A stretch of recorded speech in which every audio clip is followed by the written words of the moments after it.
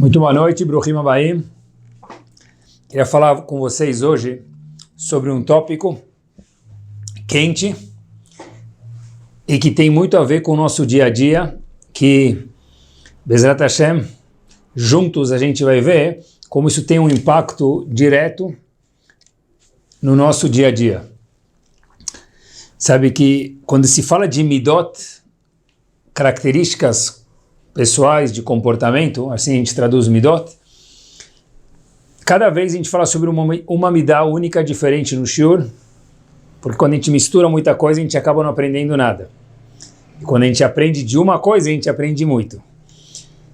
Eu acho que na verdade é importante olhar para cada uma das midot, porque senão a gente acha que a gente está dominando ela, mas a gente de fato acaba perdido, achando que, mas na verdade não estava.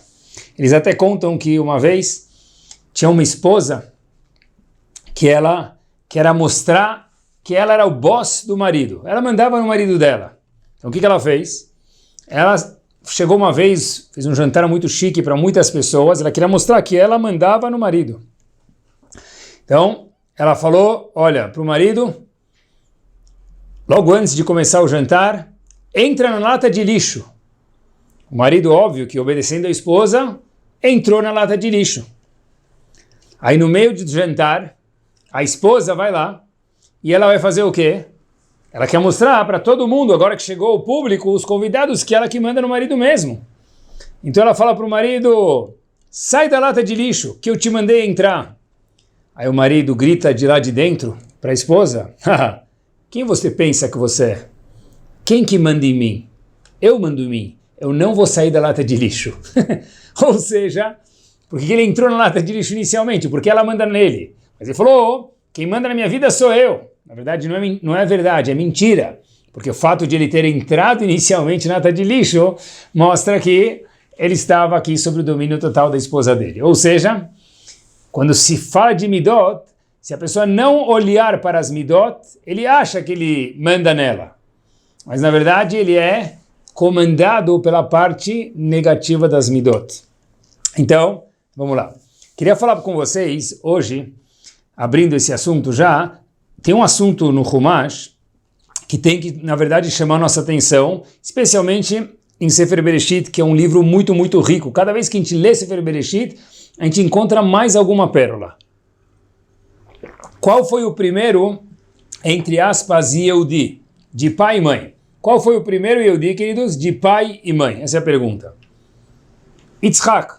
Primeiro, apesar que Avraham Avinu talvez não era Yehudi, é hebreu, alguma coisa assim, mas o primeiro começo do nosso povo de pai e mãe era Yitzhak, porque Avraham não era hebreu de pai e mãe. Yitzhak foi o primeiro, filho de Avraham e Sará. Nasce quando Avraham Avinu tem 100 anos de idade. Yitzhak nasceu, Avraham Avinu tinha 100 anos de idade, e Sará, sua esposa, tinha 90 anos de idade. Uma pergunta que talvez a gente nunca tenha feito antes é, por que teve que esperar tanto tempo para ter um filho? Será que Hashem não podia deixar eles terem filhos com 40? Já é bastante. Porque Avraham Avinu teve que ter o filho dele, Yitzhak, primeiro filho de pai e mãe, Yehudi. Começo da história, 100 anos de idade. E Sará, por sua vez, que tinha 10 anos a menos do que Avraham, 90 anos de idade. Por que não nasceu antes? É até curioso a gente notar que quem faz essa pergunta, meus queridos, teve um grande Rav, recente a nossa época, chamado Rav Tzadok HaKohen Milublin. Ele faz essa questão. Por que Hashem teve que esperar tanto para dar um filho para Avraham e para Sará? Talvez a gente poderia perguntar também a mesma pergunta, mais uma pergunta, embalar nesse pacote, é Yitzhak, o primeiro filho, mais uma vez, do povo Yehudi, vamos chamar assim de alguma forma, ele casou com quantos anos? Ele teve a Kedat Yitzhak, ele tinha 37 anos. 3 anos depois, ele casou com sua esposa Rivka. Ou seja, Yitzhak casou com 40 anos de idade. Tenta imaginar o que a Id Shemami, a primeira Id Shemami, Sará, vê o filho dela até 40 anos de idade sem casar. O bebê dela, né? Porque todo filho de uma Id Shemami é um bebê. O bebê dela com 40 anos de idade sem casar. Por que teve que esperar tanto? E mais uma segunda e última pergunta que eu queria fazer hoje é a seguinte. Se a gente olhar para Avram Avinu, deep down, olhar dentro, de verdade, e eu tentei pensar um pouquinho, queria conversar junto com vocês, é o seguinte, que midá, que atributo, que característica pessoal Avram Avinu teve, em especial para chegar no topo da montanha, literalmente, Har Moriah, aquela montanha, onde ele chegou no 10º teste. Para chegar no 10º teste, algo importante de se falar, apesar de ser óbvio, ele teve que ter passado por outros 9 testes difíceis. Avram Avinu chega no 10º teste. Como que um homem que começa a vida de testes com 75 anos de idade no primeiro teste, ele vai até os 137 anos de vida, um teste atrás do outro, 10 testes. O que fez com que Avram Avinu não cansasse no meio? Não falasse, já deu, já foi 1, 2, 3, chega. Chega! Quanto eu já vou aguentar? Que me dá que manteve Avram Avinu de pé?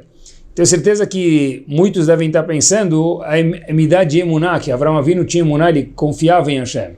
Óbvio que Avram Avinu tinha emuná, essa é uma midá importante, mas eu acho que não foi essa midá que deu empurrão para Avram Avinu durante os seus 10 testes. Acho que tem uma vitamina mais power aqui dentro. 2 perguntas. Primeiro é por que eles casaram tão tarde? Porque Hashem não deu o privilégio de eles casarem um pouquinho mais cedo. Tá bom, se não for com 18, 20 anos, 25, com 40. Porque Avram Avinu teve que esperar até os 190. Sará.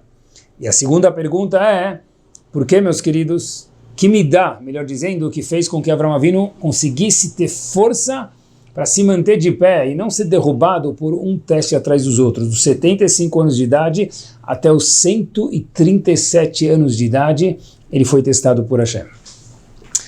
E o que isso ensina para a gente hoje, aqui e agora? A resposta é a seguinte, queridos. A gente vai começar por um outro dos nossos patriarcas, já que Sefer Bereshit é um livro tão rico, como a gente mencionou alguns minutos atrás, que aparece na Torá Kedoshá. Tem um segredo maravilhoso que responde nossa pergunta. Yaakov, terceiro dos patriarcas agora, a gente já volta daqui a pouco para a resposta das 2 perguntas. Vou mandar um pouco para frente, para a gente poder observar o prisma e entender a resposta. Yaakov teve alguns filhos, 12 filhos, mais conhecido como as 12 tribos de Bnei Israel. Yaakov tem 12 filhos e uma esposa querida. Teve 4 esposas, mas uma esposa que era a mais querida de todas. A Torá conta isso pra gente. A esposa querida de Yaakov era Rachel. Show. Rachel, ela falece no meio da trajetória de Yaakov. Rachel, a sua esposa querida, não é enterrada junto com Yaakov em Hebron e Marat HaMachpelah. Quem é enterrado com Yaakov é sua esposa, outra esposa Leá. Ela falece no meio da jornada. O que sobra para Yaakov de Rachel, depois que sua esposa falece? 2 filhos, Yosef e Binyamin. Quando Yaakov olhava para esses 2 filhos, que eram filhos dele com Rachel, ele lembrava aquela esposa querida que ele queria tanto ter vivido com ela e viver alguns anos antes de falecer. A remanescência da memória de Rachel se via nesses 2 filhos, Yosef e Binyamin. O que acontece é que nós conhecemos toda a história de Yosef de uma forma bastante sucinta, mas tentem vivê-la comigo. Esse mesmo filho, chamado Yosef, filho de Yaakov e Rachel, anos depois, os irmãos chegam em casa, as 12 tribos, e falam para Yaakov: Yaakov, temos uma pergunta para você. Yaakov diz: claro, meus filhos. Tem uma túnica aqui, uma roupa aqui. Está com sangue. Você, nosso pai, saberia de quem é? Yaakov olha e fala: não pode ser. Sangue? Roupa? túnica, é a túnica de Yosef, meu filho. Mas não é só meu filho que já era demais, é 50% da lembrança de Rachel. Porque eu tenho Yosef e Binyamin. Yosef foi morto? A túnica está com sangue? Os filhos falam para Yaakov, a gente tem dor de falar isso. Foram os filhos que venderam Yaakov, como todo mundo sabe a história, mas não queriam contar para o pai que eles venderam, então fingiram que ele morreu sozinho. Então, os filhos falam para Yaakov, Akerna aketonit bincha imlo. Veja você, Yaakov, será que é seu filho? Será que era a roupa dele ou não? Yaakov, triste demais quando vê que seu filho Yosef deve ter falecido, porque era a roupa dele, estava com sangue. Sobrou agora um filho só então, que me lembra a lembrança da minha esposa Rachel, Yaakov dizendo, Binyamin. História corre e o povo, anos depois, fome no mundo. No Egito não, mas nos demais locais, fome no mundo. Yaakov fala para os filhos, olha, a gente vai morrer de fome, a gente precisa começar a se virar aqui.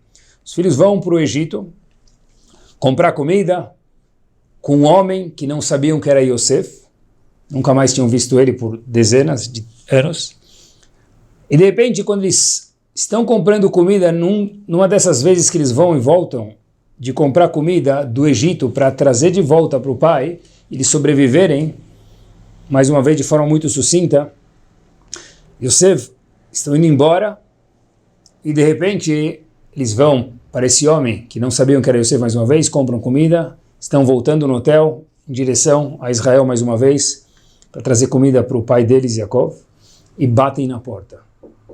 Quem era? Soldados do exército egípcio. Um minuto, o que aconteceu?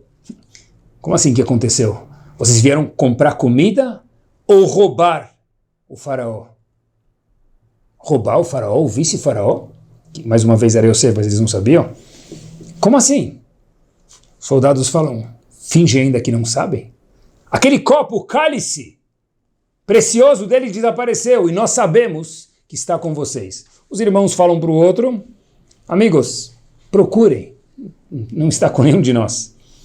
De repente, eles começam a mexer nas sacolinhas, que mais uma vez, entre parênteses, diga-se de passagem, que o próprio Yosef pediu para colocar nas sacolinhas deles sem eles perceberem. Voltamos para a história, soldados mexendo no hotel, nas sacolinhas dos irmãos, filhos de Yaakov, irmãos de Yosef, e de repente eles puxam o cálice e estava na sacolinha de Binyamin, segundo e último filho de Yaakov com Rachel. A única remanescência, lembrança de Rachel no mundo.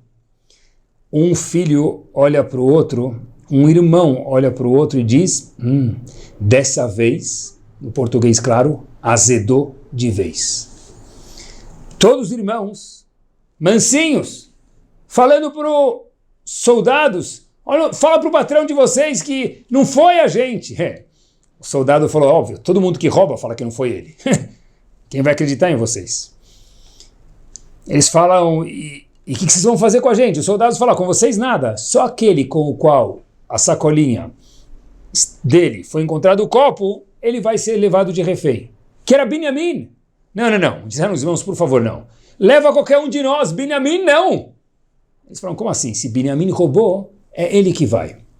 Sem mais nenhuma palavra, eles arrancam Binyamin e levam para Yosef e trancam lá no Egito. Yaakov fica desesperado. Ele fala para os irmãos, o que aconteceu? Yosef desapareceu. Agora é a última faísca, a brasa que sobrou daquela chama incandescente chamada Rachel, minha esposa, também foi embora. A minha única lembrança, o segundo e último filho com ela. Yaakov fica arrasado. E os irmãos, quem vai brigar com o faraó? Quem vai brigar com aquele homem que é poderosíssimo, mais uma vez, que não sabiam que era Yosef? Até que a Torá conta para a gente em Parashat Vayigash algo assustador. Aparece um homem, um dos filhos de Yaakov, que na verdade depois virou uma das tribos, chamado Yehudá. Ele chega para o faraó, segura no colarinho dele, como que se fosse, fala para ele, Habibi, Fique esperto, brother. Vaigash elav Yehudá. Yehudá chegou encarando esse homem do Egito. E Yehudá fala para ele de alguma forma ou outra, se fosse no Brasil, será que você está tirando uma com a gente? Como assim? E Yehudá que até um minuto atrás, até meses atrás, cada vez que ia para o Egito comprar comida, e todos os irmãos também, como é de se entender, falavam com Yosef de cabeça baixa, escondidos, subordinados àquele grande homem do Egito que mais uma vez não sabiam que era Yosef. De repente, nesse certo momento, Yehudá fala, não aguento mais. Ele levanta, encara Yosef, segura ele pelo gogó e fala, Habibi, e aí? Até onde você vai com essa brincadeira? E a pergunta o que mudou em Yehudá? Yehudá até poucos segundos atrás, ele era o que nós chamamos na escola, um Yeletov, uma busacana, Sheina Meidele, uma fofinha, uma criança obediente, doce. De repente ele virou esse novo, me permitam, adolescente. Da onde ele teve força para encarar o chefe do Egito e falar, olha, devolve Binyamin para a gente. Óbvio que o mais normal era que o chefe do Egito matasse Yehudá.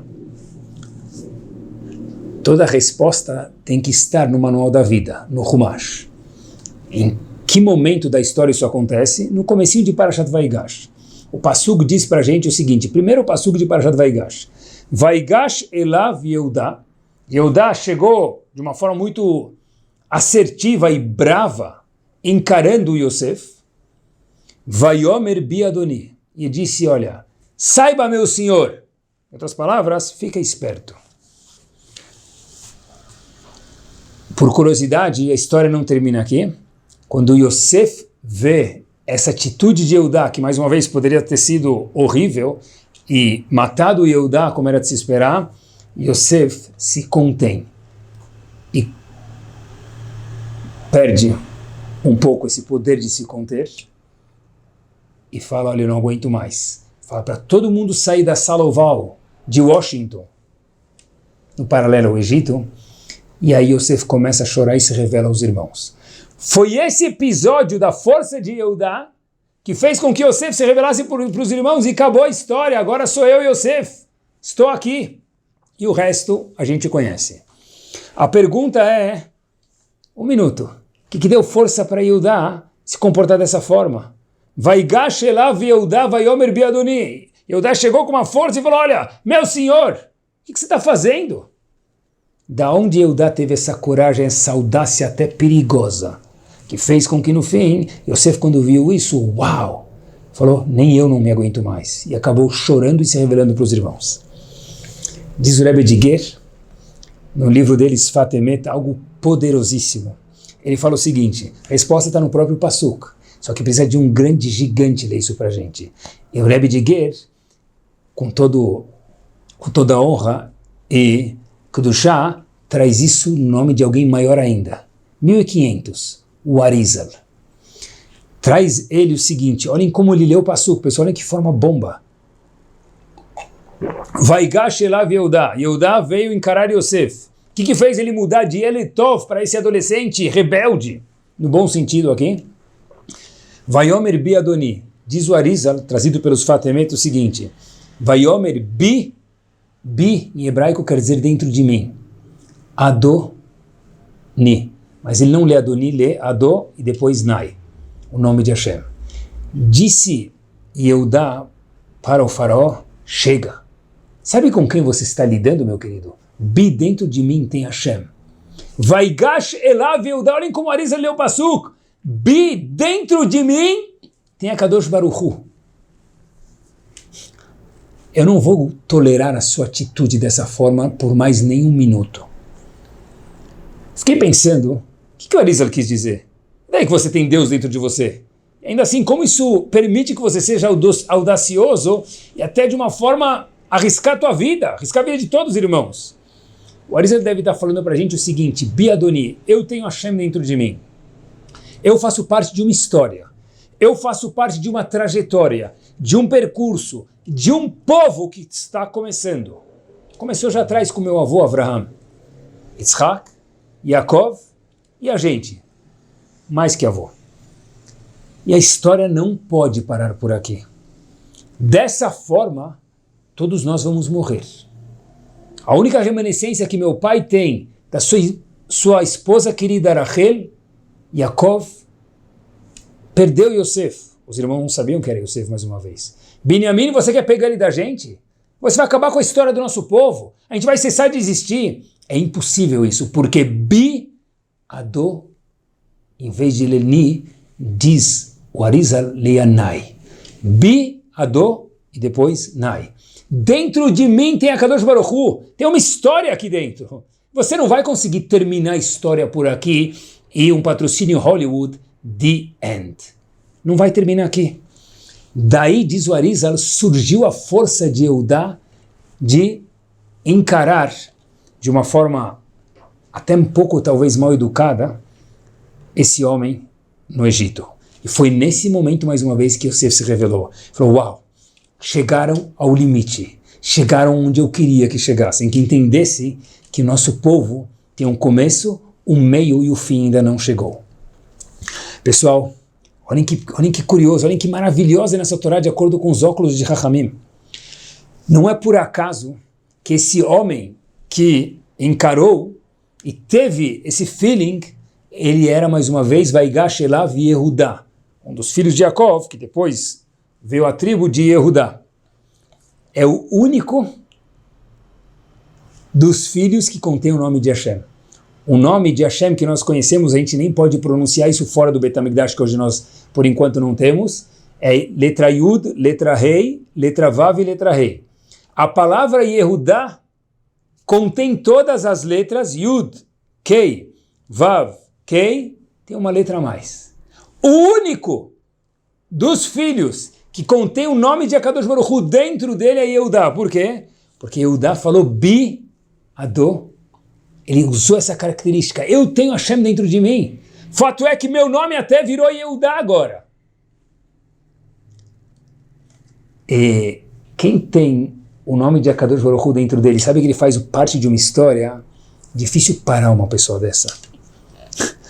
Olhem que maravilha de verdade. Coloquem o babador. Começou esse episódio com Yehudá. Anos depois, o povo é escravizado no Egito, sai do Egito, indo a caminho do deserto. Eles chegam na frente do mar. Eles olham o mar de um lado, fugindo, no 7º dia de ter fugido do Egito.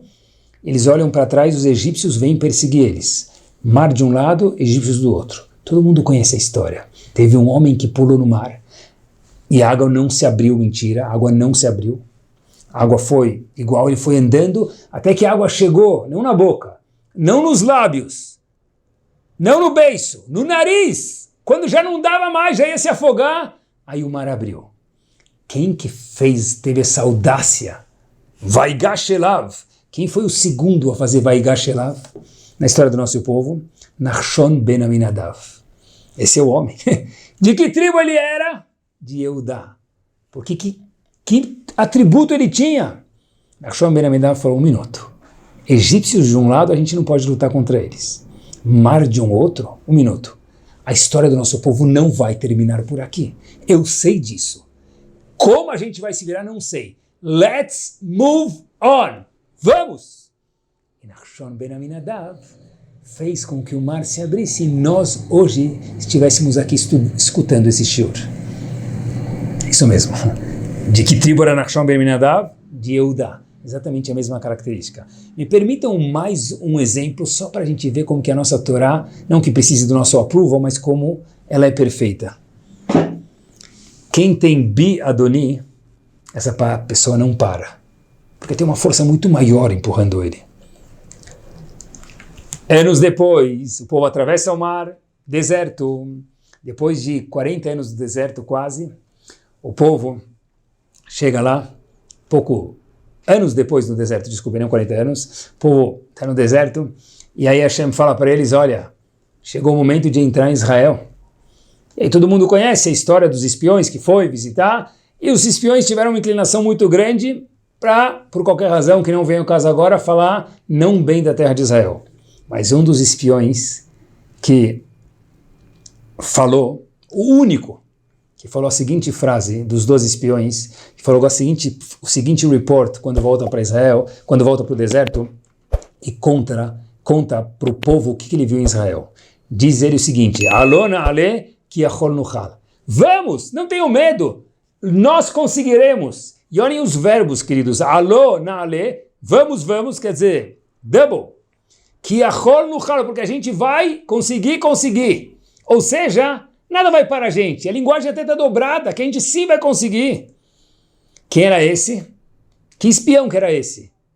Que falou bem da terra de Israel, foi o único que falou, nada vai para a gente. Kalev ben Yefuneh. Kalev ben Yefuneh era o nome dele. De que tribo que ele era? Tribo de Yehudá. Incrível! Magnifique! Todos descendentes de Yehudá. O bisavô lá atrás deles, que é o primeiro, Vaigash elav Yehudá, que atributo ele tinha dentro de si. O único que contém o nome de Hashem mais uma vez. E que atributo que fez com que ele fosse, e nada me para, como um canhão, como um trator.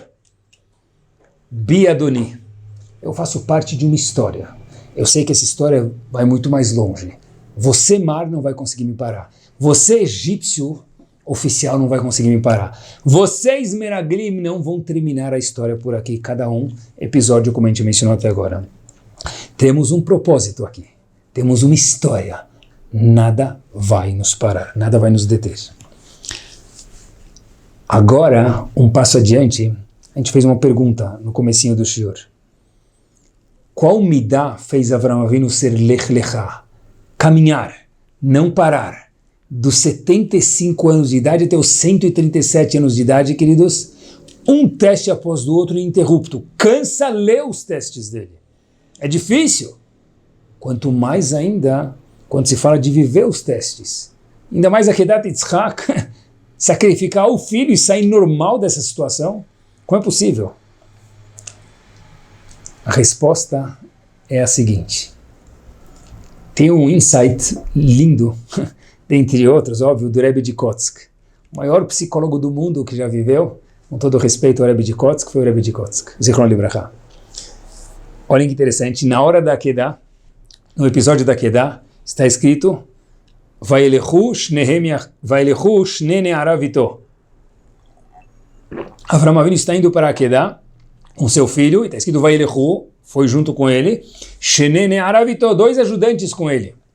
Diz o Rebbe de Kotzk, não é assim que se lê o passuco. Vayelechu, e foi com ele, com Avraham Avinu, shenei, da palavra shanim, anos ne'arav, de juventude com ele. Avraham Avinu levou consigo para Kedat Yitzhak, 137 anos de idade. A juventude, ele era um jovem caminhando. Diz o Rebbe de Kotzk, Vayelchu shenei, anos, da palavra shanim, ne'arav, de na'ar, de jovem, de adolescente. O adolescente pode tudo, adolescente é no limits. Avraham Avinu, quando foi para Kedah, ele foi com um adolescente pulando, indo comer sushi, comer pizza. Força total. Peraí, da onde vem essa força com 137 anos de idade a caminho de matar o filho que ele mais adorava, que ele mais queria, que era o sonho que ele teve com 100 anos de idade? Move on. Bi Adoni. Eu acho que era essa midá que Avraham Avinu tinha dentro dele. Subir uma montanha, literalmente, matar o filho, Yehidecha, aquele único, Asher Ahavta, que você mais ama. Avraham Avinu falou, olha, nada vai me parar. Pode ser muito difícil, porque Avraham Avinu, apesar de ser Avraham Avinu, ele era um ser humano e tinha sentimentos. Nada vai me parar. E quando uma pessoa tem uma força motora atrás dele, sabe que a história não pode parar por aqui, que tem que virar a página e tem um novo capítulo para acontecer, o livro não pode terminar aqui, a história não pode terminar. Óbvio que Avraham Avinu tinha emuná em Hashem, mas talvez me aventura a dizer que, entre aspas, só emuná, com todo respeito, fé em Hashem, tem momentos que a pessoa fala, não aguento mais. Agora, se a pessoa entende que ela é parte de uma história e tem mais um capítulo e o livro ainda não terminou, é um fato isso. Um minuto, eu sei que a história não terminou. Como? as coisas vão se arrumar, se eu vou matar meu filho e eu tenho que ter uma nação que provém dele? Good question. I have no idea. Mas uma coisa eu sei, que da forma que for, da forma que Hashem quiser, a história não para por aqui. Avram Avinu tinha essa determinação. Mas de onde provém isso? Biadoni, da Midah de Yehudá. Tem um pedaço de Akadosh Baruch Hu dentro de mim. Tem um pedaço da história do mundo acontecer com um povo escolhido dentro de mim. E não é à toa, meus queridos, que o nome de cada um de nós é homem ou mulher, criança ou não criança, Yehudi. Da onde vem a palavra Yehudi? Yehudi, a gente pode se aventurar a dizer que vem de Yehudá, obviamente. Yehudi, Yehudá, nós não somos chamados Reuvenim ou Shimonim, Yehudim, da tribo de Yehudá. Por quê? Porque cada Yehudi, a gente abre o jornal, abre a história do mundo, abre enciclopédias, sejam virtuais ou físicas, no difference, a gente vê que o povo Yehudi é aquele povo que tem Biadoni, que nada para ele. E falando em juventude, quando a gente falou de Avram Avinu, Shenene Arav, o insight do Rebbe de Kotz, que foi os anos da juventude, eu queria compartilhar com vocês. Torá também é cultura. É muito mais do que cultura, me permitam. Depois, por favor, procurem. New York Times, o título da matéria, What if age is nothing but a mindset? E se, traduzindo, e se idade não for nada a mais do que uma forma de pensar, um state of mind? O que esse artigo do New York Times conta pra gente? Eu conto para vocês. Helen Langer, uma psicóloga, obviamente que eu diga-se de passagem, fez um experimento bárbaro. O seguinte, ela pegou, depois por favor leiam a matéria, é algo magnífico, mais uma vez. Ela pegou um público, cientificamente falando, ela fez essa pesquisa, pegou um público de 70 anos de idade para cima e levou eles para um novo local, tirou eles do habitat deles, casas, asilo, onde eles estavam, e levou eles para um local, da residência onde eles estavam, para um local diferente.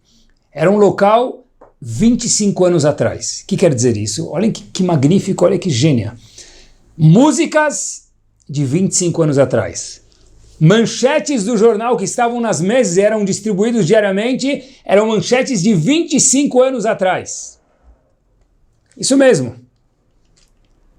Não tinha naquele local nenhum espelho para ninguém se ver fisicamente como ele era. Nenhum espelho. E a experiência foi como essas pessoas vão agir. Com músicas do antigamente, luzes do antigamente, conversa do antigamente, manchetes do antigamente sem espelho. Só não tinha como ver a face dele em algum lugar, vidro, espelho, nada. Pessoal, olhem que bárbaro. Cientificamente provado, explicado e descrito no New York Times. Haviam pessoas que estavam em cadeiras de roda, começaram a andar de bengala. Haviam pessoas que já não lembravam muitas coisas, começaram a lembrar o nome da rua onde moravam, dos filhos, dos netos. Outras pessoas precisava repetir uma coisa 2, 3, 4 vezes e gritar no ouvido deles para eles escutarem. Começaram a escutar de primeira num tom mais baixo. Outros tinham dificuldade de enxergar, mesmo com aquele óculos todo complexo. Agora ficou fácil. 63% melhor nas provas de inteligência. Tinham algumas pessoas que estavam até jogando futebol. Entravam na academia para fazer ginástica. Touchdown! Pessoas de mais de 70 anos de idade, quando entraram no meio ambiente de 25 anos atrás, começaram a se comportar exatamente, fisicamente também, como estavam há 25 anos atrás. Muito mais jovens, muito mais vigorosos e muito mais tudo. O New York Times trouxe essa matéria que essa senhorita Langer, essa psicóloga, provou que o ambiente traz a juventude. Ou seja, como a própria Como o próprio título da matéria, What if age is not in but a mindset? Talvez idade é algo no pensamento. Fato é que mudando o ambiente, a idade retrocede, ela volta para trás e fica mais jovem. Talvez foi isso que o Rebbe de Kotzk disse, que Avram Avinu levou Shenene Aravitó, os anos da juventude. Como que um homem de 137 anos finge ser jovem? A midá que nós falamos, qual que é a determinação? Biadoni. Eu faço parte de uma história, meu querido. Mas e daí? Como assim e daí? No mindset está tudo, como provou o Rebbe de New York Times. Esplêndido. E agora, meus queridos, fica fácil a gente responder a nossa segunda pergunta. Por que Avraham Avinu teve que ter filho com uma idade avançada e Sará? Por que Kadosh Baruch Hu fez isso? Assim perguntou Rav Hatzadok HaKohen Milublin. E também a gente pode perguntar e responder junto, talvez, qual o nome do filho de Avraham Avinu mesmo? Yitzhak. Muito bem. Yitzhak. Tenta imaginar, hoje em dia, alguém tem um filho e chama ele de Yitzhak. Muitos chamam. Mas espera aí, qual é o significado da palavra Yitzhak? A palavra Yitzhak vem da palavra tzchok, em hebraico, se forem para Israel, ou coloquem no Rav Google o tradutor tzchok, piada, riso, gargalhada. Tentem imaginar, nasce o filho de algum colega nosso, e aí pergunta para ele, como ele chamou? Gargalhada. Piada do português. Como assim? Chamou teu filho de gargalhada? De piada do português? De riso? Estranho, né? Mais ou menos. Então, por que o primeiro filho do povo, o primeiro filho de pai e mãe hebreu, Yehudi, de alguma forma, era Yitzhak? De onde vem esse nome? Porque, meus queridos, nossa história é risada. Tzchok, Yitzhak. Hashem falou para a gente, olha, Habibi, o primeiro homem foi aquele homem com determinação. Ele provou que no state natural o povo Yehudi não consegue viver. Só rindo. Quando a gente ri, quando a gente fica, uau, pego de surpresa com alguma coisa, a gente dá gargalhada. Gargalhada vem da surpresa. Para o povo Yehudi, tudo vai ser uma surpresa. O nome do seu filho vai ser chamado de Yitzhok. Avraham Avinu, com uma grande profecia, chama o filho dele de risada, porque a história do povo Yehudi é uma grande surpresa. Como nós estamos aqui, não sei responder para ninguém. Difícil, impossível, depois de tudo que o povo passou. Mas qual midá que nos segura? Bi Adoni. Sei que eu sou o começo, o meio e o fim ainda não chegou. A nossa história é uma gargalhada, porque a gente ri quando é inesperado, mais uma vez. Mas, quando se tem um propósito, não existe nada que é de alguma forma ou outra inesperado. Por isso que Avraham Avinu se casou tão tarde, disse Rebbe Tzadok HaKohen Milublin. Por quê? Porque Hashem falou, olha, vamos ver como ele vai se comportar se ele não tiver um filho até 100 anos de idade. Tinha Ismael, mas Ismael não foi o herdeiro de uma nova nação que Hashem prometeu para ele. Como ele vai se comportar? Como essa mulher chamada Sará, que olhou para o seu próprio ventre e falou, daqui vai sair um filho, e começou a gargalhar. Como vão se comportar? Será que eles vão acreditar em mim? Será que eles vão ter a determinação de Biadoni? E a história provou que eles sim tiveram. Mas não é para eles somente. É para nós sabermos que para o povo Yehudi não existe nada que é fora do natural. O povo Yehudi, ele é a essência do fora do natural. Essa midá que segurou Avraham Avinu. Porque quando se trata de alguém que tem um propósito, nada é impossível. Quando alguém faz alguma coisa, aí ele pode cansar no meio. Mas quando ele tem um propósito, tem um destino, tem um GPS, tem um norte lá na frente, e essa pessoa acredita muito nesse norte, nada para ele. E no estágio final do nosso shiur, acompanhem como a história é maravilhosa. Avraham Avinu, esse mesmo Avraham Avinu, é o mesmo. Hashem conta para ele, Habibi, em algum momento você vai ter um filho. E Hashem fala para a gente o seguinte, na Torá Kedoshá, Avraham Avinu, tá vendo as estrelas aqui? Avraham diz, conta elas. Avinu começa a olhar, 1, 2, 3, e Avinu não termina, porque as estrelas são inúmeras, numerosas demais. Hashem fala para ele, olha, Habibi, relax. Assim vão ser teus descendentes. A tradução normal, de a gente traduzir, é que onde tem máquina de Coca-Cola, tem Yehudi. Os Yehudim vão ser inúmeros. Miami, Nova York, Austrália, Singapura, qualquer lugar do mundo vai ter algum Yehudi. Principalmente, talvez, se for israelense rodando por aí. Qualquer lugar do mundo vai ter um Yehudi. Igual as estrelas, numerosas. É assim a tradução simples. Mas o Rebbe de Lublin, olha que power a explicação dele, meus queridos. Disse para Avram Avinu, o que é essa brincadeira? Conta, vê que não dá e fala assim vão ser teus descendentes. Fala de uma vez, seus descendentes vão ser numerosos. Qual que é a brincadeira aqui? Diz o Rebbe de Lublin, nenhuma. Hashem falou para Avram Avinu, vai contar as estrelas. Mas é impossível contar as estrelas. De qualquer forma, Avram Avinu fez. Foi contar. Hashem falou para ele, assim vão ser seus descendentes. Não vai ter nada impossível para eles também. Igual que você, Avram Avinu. Igual que você, Yehudá. Igual que você, Ben Nachshon Ben Aminadav. Igual que você, Caleb Ben Efunei. Igual que nós, Yehudim. Não tem nada impossível, porque você foi contar as estrelas, sabendo que não dá para contar. É isso mesmo. Como se conta, não sei, mas se Hashem mandou, eu vou. Porque de alguma forma, isso vai acontecer. Hashem falou para ele, Ko Yezarachá. Assim vão ser seus descendentes. Ter um norte fez com que Avram Avinu passasse os 10 testes. Ele passou nos desafios da Academia do Sucesso.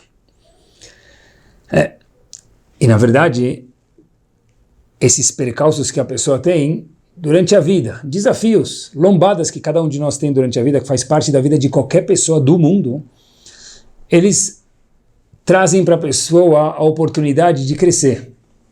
Quando a gente tem dificuldades em criar os filhos, de alguma forma ou outra, traz o brilho do Hinur que pode existir dentro de cada um de nós. Quando a pessoa tem dificuldades da Parnassá, da sustento, traz o brilho, talvez de procurar um amigo, ser humilde e pedir um conselho, talvez de confiar em Hashem, traz alguns brilhos para a pessoa. Quando a pessoa tem dificuldades no casamento dele, traz alguns brilhos e algumas forças do que pode surgir de um marido ou de uma mulher. Porque acompanhe comigo, todas as comunidades do mundo têm algo único e ímpar em comum, todas. Elas foram construídas por pessoas que tinham alguma visão, alguma pessoa que tinha, na linguagem do shur de hoje, o Bi Adoni. Algum deles, um propósito. Isso fez florescer a sinagoga de qualquer comunidade do mundo, o mikve, o kolel, a escola, o açougue, pessoas que tinham algum projeto. Falei, eu sou parte de um todo e não vai parar por aqui. Se ele não fizer, eu vou fazer. Eu vou ser o Yehudá do globo da onde eu moro. Maravilhoso. É isso mesmo. Avram Avinu percebeu que tem uma armadilha nisso. Porque toda midá tem uma armadilha. Qual que é a armadilha de ser uma pessoa determinada? Ser uma pessoa que tem o Bi Adoni dentro dela. Avram Avinu tinha um ajudante chamado Eliezer. Em um momento no Humash, Rashi conta pra gente que Avram Avinu foi guerrear contra um grupo grande de pessoas, foi ele e Eliezer. E Rashi traz no Humash que o valor numérico da palavra Eliezer, Aleph, Lamed, Yud, Ain, Zain, Resh, depois se vocês somem, dá 318. Por que Rashi conta pra gente que ele foi 318? O que muda? Dizem nossos Chachamim que Avram Avinu, ele estava 318. Um nível acima de 317. E o que é 317? Escrevam depois a palavra Yeush no papel. Aleph, melhor dizendo, Yud, letra Aleph, letra Vav e letra Shin. Yeush. Yeush quer dizer desistir. A palavra Yeush soma 317. Avram Avinu andava com Eliezer do seu lado. Eliezer quer dizer o quê? Ele, Deus, Ezer, me ajuda. Ele estava sempre um passo acima 318 do que a 317, que é Yeush, que é desistir, que é give up. Por quê? Porque como a gente falou hoje, Avram Avinu tinha aquela determinação, saber que ele fazia parte da história. E para a gente terminar, talvez na geração anterior, e aqui fica um desafio muito grande para a nossa geração, algo para se pensar no final do shiur. Na geração anterior, eu lembro, uma geração atrás, eu lembro que quando a gente queria fazer bagunça, dentre muitas coisas saudáveis, a gente jogava bola. Depois de um tempo, o jogo de futebol ainda existe, mas muito mais famoso do que o jogo de futebol é o jogo virtual no iPad, no celular, aonde for. Não é mais tanto jogo físico. E meus queridos, isso é até pouco tempo atrás. Agora, nem mais isso não se faz. Não. Agora, perguntem para os jovens, não tem mais jogo de futebol virtual no celular, no iPad, o que for. As crianças compram jogadores e vendem jogadores, e eu pergunto para as crianças, mas um minutinho. Uma vez eu vejo os jovens e falo, mas Habibi, o que acontece? Ele fala, olha, se meu time ganhar, eu ganho pontos, eu posso comprar jogadores melhores e formar um time melhor.